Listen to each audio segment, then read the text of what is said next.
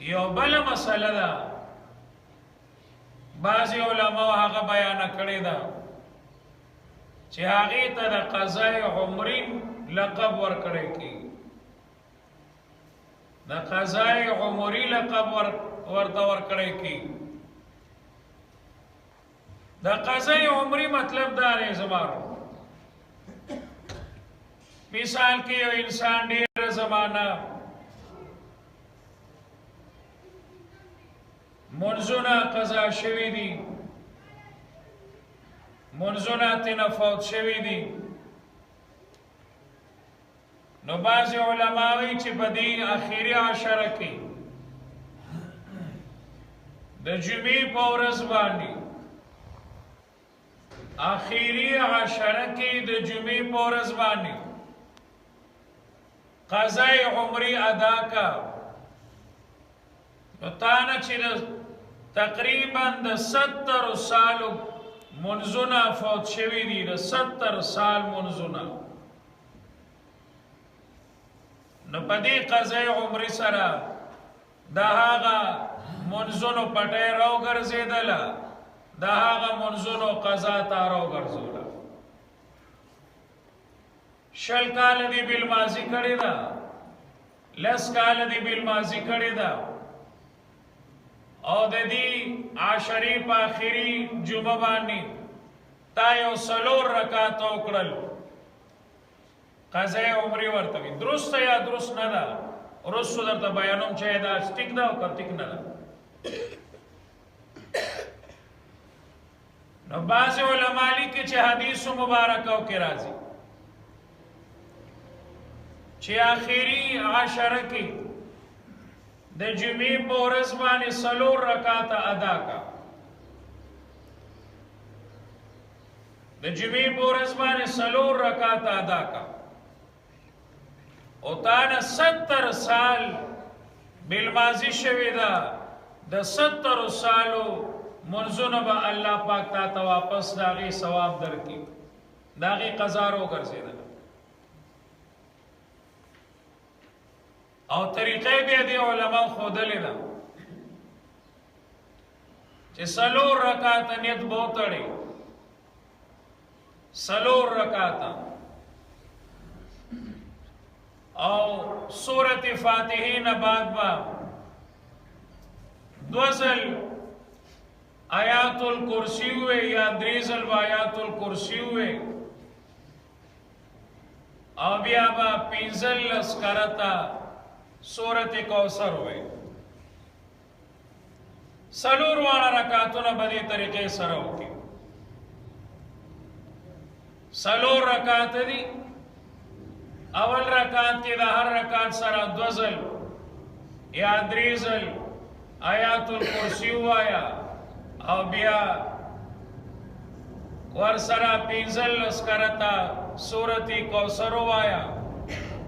نو دیتا قضای عمری وی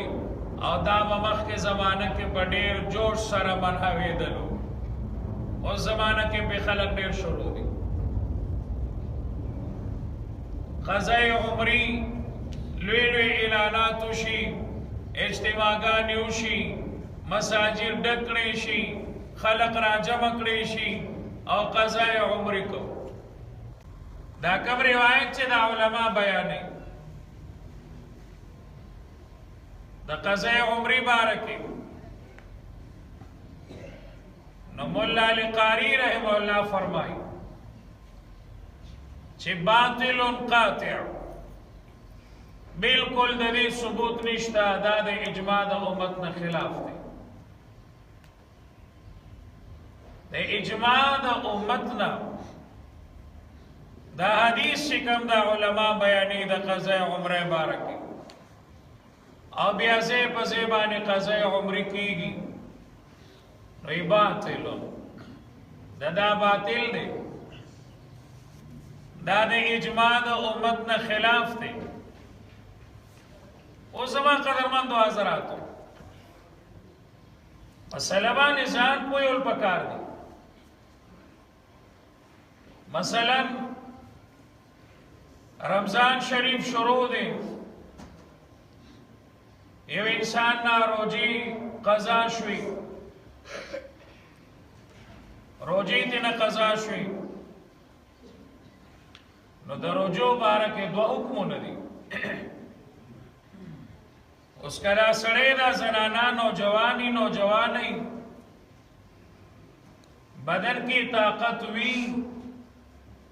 نو دتا د فدیه حکم نشته چې د فدیه ورکا دیو د اختر نه بعد قضا د رمضان را د روزو را ګرځي سو روزي یې خړلې دي د عذر په بنا باندې او سو روزي پاتې شوی دي نو زما قدرمندو د کې د روزو نیولو طاقت شته دي نو دیو د روزو قضا را ګرځي فدیه د مخاطب نه چې د فدیه ورکا ځان ظلمي سړی تا روزه خوړلې ده دغه قضا شوې ده تا ته د فدیه حکم نشته چې د فدیه ورکړه او هغه حضراتو چې هغوی مثال کې ضعیفي معمري بوډۍ زنانه ده مشر او سپینګیری سړی دی یا معذور دی مثال کې بیمار دی اور روجی یې خوړلې دي قضا شوی دي تی لیکن دی انسان کې د روجو نیولو طاقت نشته دی د روجو نیولو طاقت ورکې نشته دی